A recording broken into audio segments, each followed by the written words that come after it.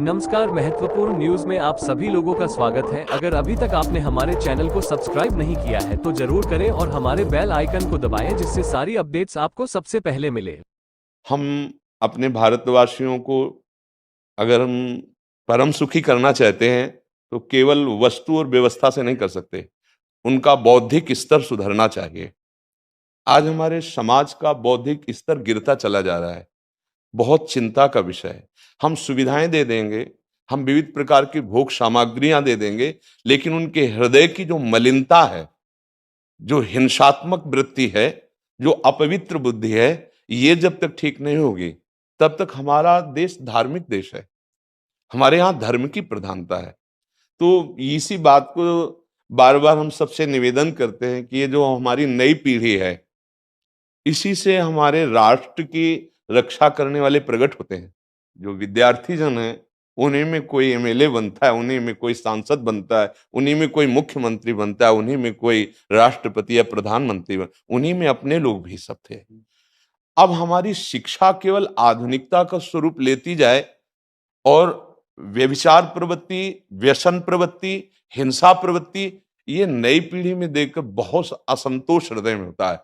इसीलिए कितनी भी शरीर में पीड़ा हो, हम प्रयास करते हैं जितने से जितने सामने हमारे भगवत स्वरूप जन आते हैं, पहले बुद्धि शुद्ध होनी चाहिए। मय्येव मन आदत्स्व मयि बुद्धिम निवेश है, तो निवशिष्यति मय्येव अत ऊर्ध्वम न संशया, तू मेरे में ही निवास करेगा, अर्थात भगवदानंद में। अविनाशी जीव कभी भोग विलास में तृप्त हो ही नहीं सकता। हम अगर अपने राष्ट्र की विशेष सेवा, तो हमारे धर्म का परिचय, जैसे आप जन करते हैं, धर्म का हमारा क्या स्वरूप है, हमारे जीवन का लक्ष्य क्या है। हमें जितना राम जी प्रिय हैं, कृष्ण जी प्रिय हैं, उतने ही भारत देश हमारे लिए प्रिय है। जैसे राम भक्त, कृष्ण भक्त, वैसे ही हमारे भारत देश का हर जन जन हमारा आदरणीय और पूजनीय।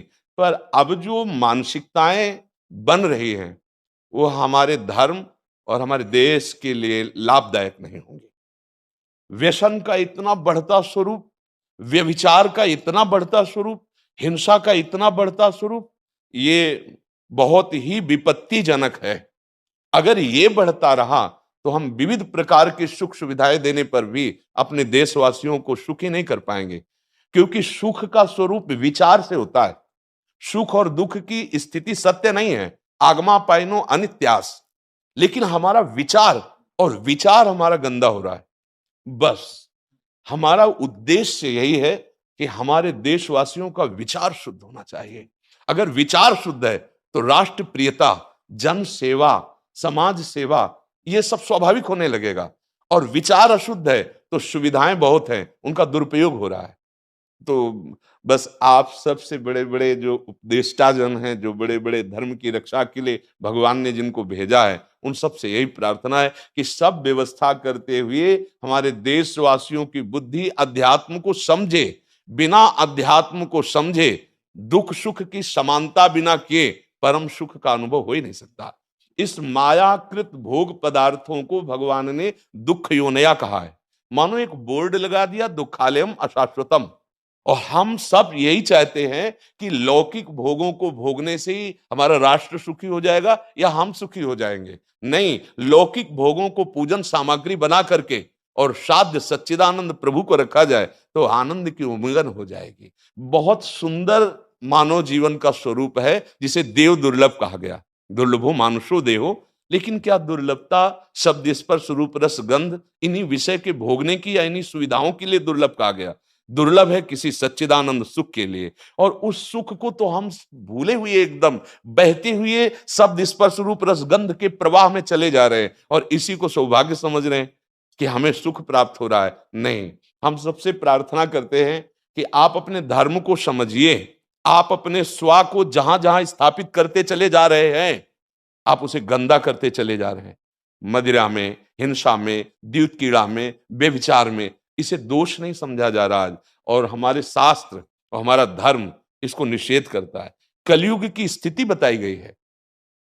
छोटे छोटे बच्चे व्यसन करने में लग गए। आज स्कूली विद्यार्थी जिनको ब्रह्मचर्य से पुष्ट होना चाहिए, वो ब्रह्मचर्य नष्ट कर रहे हैं। ये बड़ा चिंता का विषय है।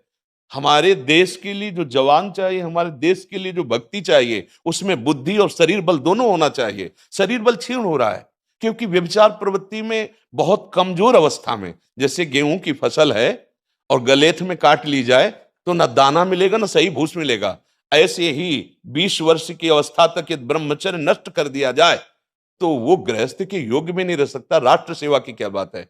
हमारे राष्ट्र सेवा के लिए बहुत विशाल हृदय की आवश्यकता है, हमारे शरीर को बहुत स्वस्थ रखने की आवश्यकता है, तभी हम समाज सेवा, राष्ट्र सेवा। तो शरीर और बुद्धि दोनों का स्वस्थ होना बहुत आवश्यक है। तो शरीर को तो नष्ट किया जा रहा है विषय भोगों में। लोग समझने लगे हैं कि मांस खाने से हमारा स्वास्थ्य अच्छा रहेगा, हम बलवान बनेंगे। अध्यात्म बल नहीं तो तेरे शरीर की चर्बी बढ़ा ले, लेकिन तू न काम पर विजय प्राप्त कर सकता, न क्रोध पर, न लोभ पर, न मोह पर, न हिंसा पर। फिर क्या जीवन। तो इसीलिए हमारा बार बार हृदय में सबसे प्रार्थना है, जिस संत भगवान भी आते हैं, ये देखो इस समय आवश्यकता विचार शुद्ध करने की है, आहार शुद्ध करने की है, आचरण शुद्ध करने की है। हमारे देश ने चरित्र की पूजा की है।